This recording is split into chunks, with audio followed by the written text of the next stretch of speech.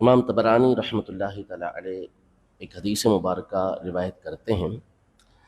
کہ نبی پاک صلی اللہ تعالیٰ علیہ وآلہ وسلم نے صحابہ کرام علیہم رضوان سے یہ ارشاد فرمایا کہ تمہارا کیا معاملہ ہے کہ تم بنی اسرائیل کی بوڑھی عورت سے بھی زیادہ عاجز ہو، یعنی ان سے بھی زیادہ تمہارے اندر کمزوری ہے مانگنے کے حوالے سے، سوال کرنے یعنی اللہ سے دعا کرنے کے حوالے سے۔ تو صحابہ کرام علیہم رضوان نے پوچھا کہ یا رسول اللہ، یہ بنی اسرائیل کی بوڑھی عورت کا کیا معاملہ ہے؟ تو آپ علیہ الصلوۃ والسلام نے ارشاد فرمایا کہ جب موسیٰ علیہ السلام نے مصر سے کوچ کرنے کا ارادہ کیا، ہجرت کا ارادہ کیا، جب آپ کو حکم ہوا اس بات کا، تو بنی اسرائیل نے آپ کی بارگاہ میں یہ عرض کی کہ ہمیں اس بات کا وعدہ ہم سے لیا گیا تھا کہ جب ہم یہاں سے جائیں گے تو یوسف علیہ السلام کی جو مبارک لاش ہے، ان کا جو جسم ہے جو دفنایا گیا ہے، اسے اپنے ساتھ لے کر جائیں گے۔ تو موسیٰ علیہ السلام نے پوچھا کہ ان کی قبر کہاں ہے؟ تو کہا کہ ان کی قبر جو ہے وہ ایک بوڑھی عورت ہی جانتی ہے کہ وہ کہاں ہے۔ تو کہا ٹھیک ہے، اس عورت کے پاس لے کے چلو۔ تو اس بوڑھی عورت کے پاس لے کر گئے، اس سے پوچھا کہ ان کی قبر کہاں ہے یوسف علیہ السلام کی۔ تو اس بوڑھی عورت نے کہا کہ میں ایسے تو نہیں بتاؤں گی، میں اس صورت میں آپ کو یوسف علیہ السلام کی قبر کا پتہ بتاؤں گی جب کہ آپ مجھے جنت میں اپنے درجے کے اندر رکھیں گے، یعنی جس جگہ پر آپ ہوں گے اس جگہ اگر مجھے رکھا جائے گا تو پھر اس صورت میں آپ کو بتاؤں۔ موسیٰ علیہ السلام نے اسے جواب نہیں دیا، اور بعض روایتوں کے اندر ہے کہ آپ نے اس سے کہا کہ اللہ سے جنت کا سوال کرنا، یہ سوال کہ آپ جس درجے کے اندر آپ ہوں اسی درجے کے اندر اسی جگہ پر مجھے رکھا جائے، اللہ سے جنت کا سوال کر، سل الجنہ۔ تو اس نے کہا نہیں، جنت چاہیے اور وہ بھی اسی جگہ پہ جہاں پر آپ ہوں گے، ظاہر ہے کہ اعلیٰ جگہ پر ہوں گے۔ تو اللہ تبارک و تعالیٰ کی طرف سے آپ کو وحی کی گئی، حدیث مبارکہ ہے، وحی کی گئی آپ کو کہ اس کا سوال دے دیں، یعنی اس کی بات کو پورا کر دیں، اس کو گارنٹی دے دیں کہ یہ آپ کے ساتھ جنت کے اندر ہوگی۔ اب اس عورت نے پھر لوگ بنی اسرائیل کو لیا، موسیٰ علیہ السلام کو لیا، اور اس کے بعد اس جگہ پر لے کر گئی کہ جہاں پانی کے ایک مقام پر یوسف علیہ السلام کی قبر تھی، تو وہاں سے اس پانی کو ہٹایا گیا، اس جگہ کو خالی کیا گیا اور اس کو کھودا گیا، تو وہاں یوسف علیہ السلام کی مبارک جسم جو تھا وہ موجود تھا، جسے بنی اسرائیل پھر اپنے ساتھ لے کر ملک شام کی طرف گئے۔ اچھا، یہاں ضمن میں ایک بات میں آپ کو عرض کرتا چلوں، پھر جو اصل مقصد ہے اس کی طرف آتے ہیں کہ یوسف علیہ السلام کا جب انتقال ہوا، وصال ہوا، تو معتبر تفسیروں کے اندر یہ بات لکھی ہوئی ہے کہ بنی اسرائیل کا آپس میں مصر والے جو لوگ تھے ان کا آپس میں اختلاف ہو گیا کہ یوسف علیہ السلام کو کہاں دفنایا جائے۔ ہر محلے والا، ہر علاقے والا یہ چاہتا تھا کہ ہمارے علاقے کے اندر دفنایا جائے، یوسف علیہ السلام ہمارے یہاں دفنائے جائے۔ پھر آپس میں یہ طے ہوا کہ ہم یوسف علیہ السلام کو دریائے نیل کے قریب یہ دفن کر دیتے ہیں، نتیجہ یہ نکلے گا کہ ان کے مزار اقدس، ان کی قبر مبارک سے پانی مس ہوتا ہوا یہ تمام کو برکت عطا کرے گا۔ یہ تفسیروں کے اندر بات لکھی ہوئی ہے۔ اب یہاں جو نبی پاک صلی اللہ علیہ وسلم کے بتانے کا اور یہ کہنے کا جو مقصد تھا کہ بنی اسرائیل کی بوڑھی عورتوں سے بھی تم زیادہ عاجز ہو گئے ہو، یعنی اس نے اللہ پاک کی بارگاہ میں جو سوال کیا اور موسیٰ علیہ السلام کے ذریعے سوال کیا،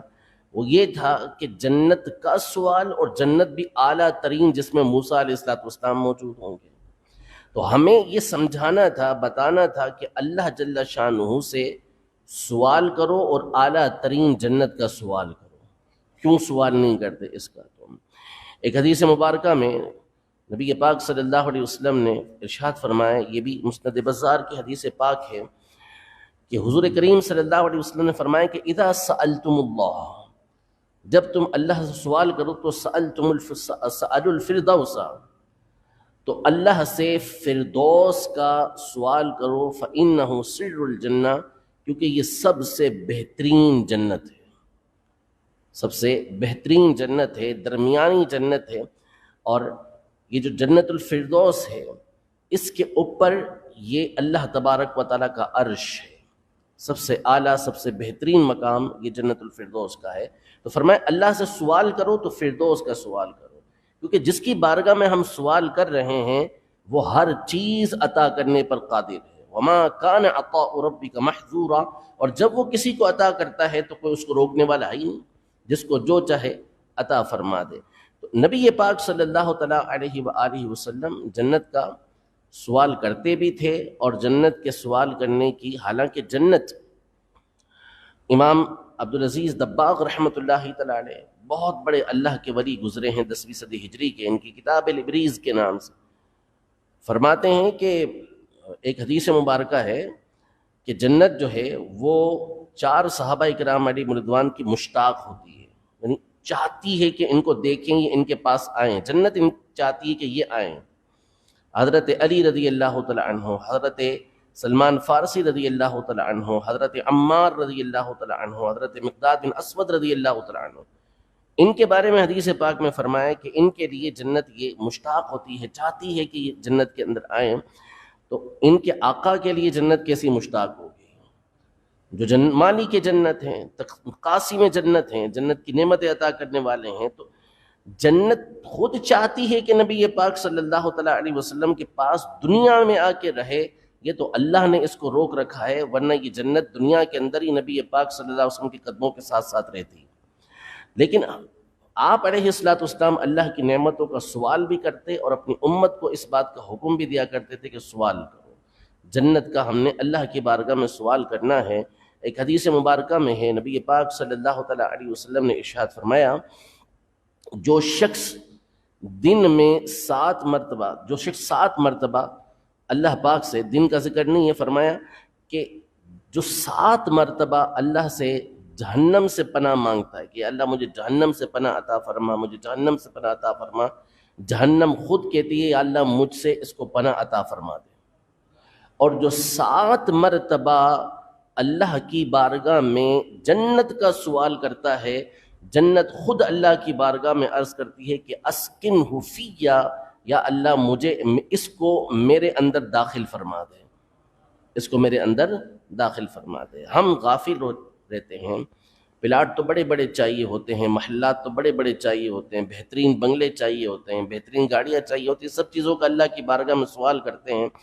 اور اس چیز کا سوال کرتے ہیں کہ جس کا پتہ نہیں کہ کب تک ہمارے پاس رہے گی، فنا ہو جائے گی، مرنے کے بعد ہمارے پاس رہنا نہیں۔ لیکن جو ہمیشہ رہنے والی چیز ہے، جس کی ترغیب ہمیں دی گئی کہ سوال کریں، تو پتہ نہیں کتنے برس گزر چکے ہوں گے کہ ہم میں سے کئی ایک نے اللہ کی بارگاہ میں اس کا سوال ہی نہیں کیا ہوگا۔ تو یہ بھی نبی پاک صلی اللہ علیہ وسلم کی دعاؤں میں سے ایک دعا ہے جس کے بارے میں ارشاد فرمایا۔ حوض کوثر کے بارے میں نے عرض کیا تھا آپ سے، اور پھر اس کے بعد دوسری دعا میں نے ایک اور دعا آپ کے بارے میں بتائی تھی، کل ہی تو بتائی تھی۔